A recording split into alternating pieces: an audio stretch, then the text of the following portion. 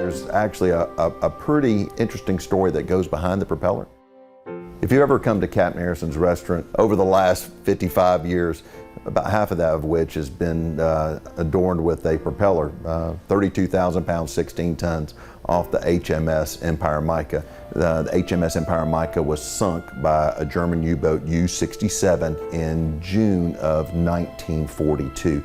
The Patronis family, my dad and Uncle Johnny, actually had purchased the propeller from a local captain slash salver by the name of Lanny Reinhardt.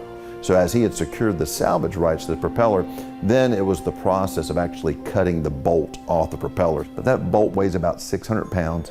He cut it off with a welding torch.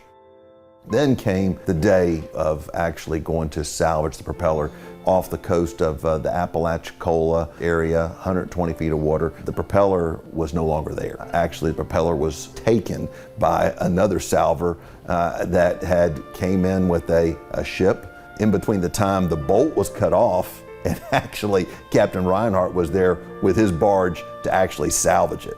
So there was definitely some court challenges. Ultimately, Captain Reinhardt was able to successfully win the salvage rights back of this propeller that he had claimed rights to. Ultimately, he realized that it was not what technology in the current 1980s was using for propulsion. So essentially, he had a big piece of scrap metal. So this is where the engagement and the conversation came with my dad and uncle. Just didn't want to see something of such significance, especially this part of the state, go into just a scrap yard. And that's when the dialogue started, and we installed it in front of Captain Harrison's back in 1981.